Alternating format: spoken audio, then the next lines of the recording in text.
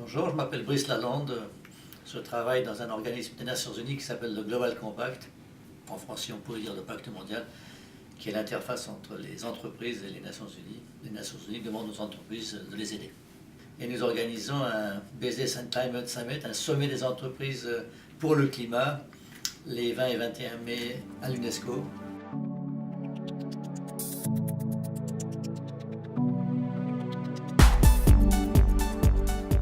D'abord, je m'intéresse au climat depuis 1986 et depuis, je n'ai pas arrêté. Je pense que c'est une des questions les plus importantes à laquelle l'humanité doit faire face. Et ça engage une étape nouvelle dans l'histoire humaine, qui est l'histoire des questions planétaires. Comment est-ce qu'on s'organise pour gérer correctement les questions planétaires, parce qu'auparavant, la planète se moquait des piqûres d'épingle de l'humanité. L'humanité n'était pas assez puissante, disons, pour mettre en cause les équilibres planétaires. Mais là, depuis Apollo, depuis le voyage sur la Lune et depuis l'espace, on commence à comprendre ce que c'est qu'une planète.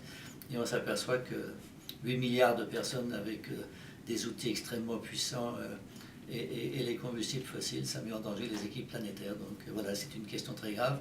Comment est-ce qu'on peut convaincre le monde et comment surtout on peut faire en sorte que le changement climatique et les autres questions planétaires qui sont liées, parce qu'il n'y a pas que le changement climatique, comment est-ce qu'on peut unifier d'une manière ou d'une autre l'humanité, comment est-ce qu'on peut inventer des politiques planétaires au lieu que ça divise tout le monde. C'est ça la grande question.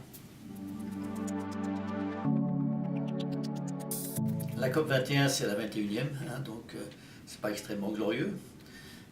Elle sera suivie de la 22 et de la 23. Mais elle a une importance particulière puisqu'elle est censée, dans la négociation, il y a un mandat pour ça, elle est censée trouver un remplaçant, un successeur au protocole de Kyoto. Le protocole de Kyoto en 1997, pour être mis en œuvre entre 2008 et 2012, ne concernait que les pays développés du XXe siècle, c'est-à-dire l'Europe, les États-Unis, le Japon, c'est tout. Les autres, les pays en développement, c'était plutôt une position attentiste. Mais aujourd'hui, au XXIe siècle, les pays en développement envoient beaucoup plus de gaz à effet de serre que les pays développés. Et donc, l'enjeu maintenant, c'est de faire en sorte qu'on trouve un accord où tout le monde, les 195 États, aient quelque chose à faire et s'accordent à le faire. Donc, la réussite, c'est que tout le monde signe et fasse quelque chose. Est-ce que ce sera suffisant pour rester en deçà d'une augmentation de température de 2 degrés Celsius? C'est la phase 2, ça. Alors, on espère qu'il y aura les deux, à la fois l'accord et à la fois les 2 degrés. Maintenant, c'est pas sûr, mais ce qui sera, à mon avis, plus important, c'est le signal donné par un accord à la COP 21. Ça sera plus important que la substance même de l'accord. On a besoin d'un signal pour que tout le monde s'y mette. L'idée, c'est que les entreprises non seulement s'engagent, mais disent au gouvernement, on pourrait faire 100 fois plus et 1000 fois mieux si vous prenez telle et telle décision. Par exemple, un prix au carbone. Les politiques ont peur de tout ça. Ils se disent, oh là là, déjà, il n'y a pas de croissance, comment on va faire, est-ce que ça va être difficile? Et les entreprises sont là pour les rassurer. Ils disent, mais oui, bien sûr que c'est possible. Simplement, il y a un certain nombre de choses à faire. Et de leur côté, les entreprises elles-mêmes sont de plus en plus intéressées par le bien commun.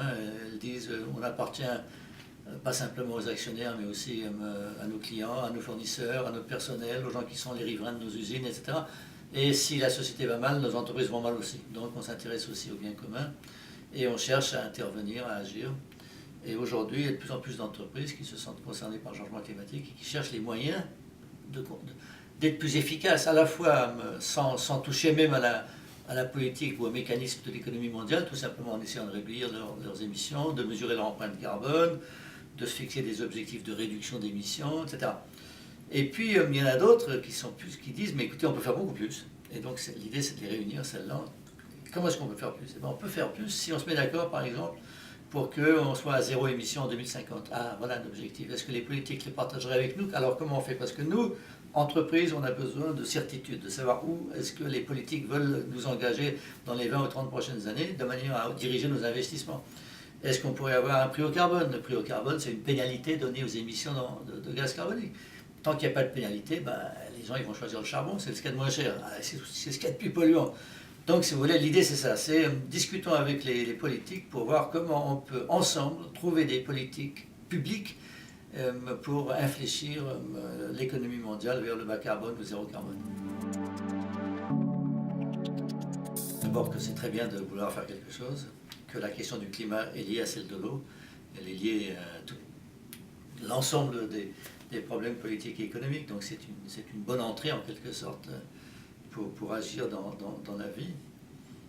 Créer votre entreprise.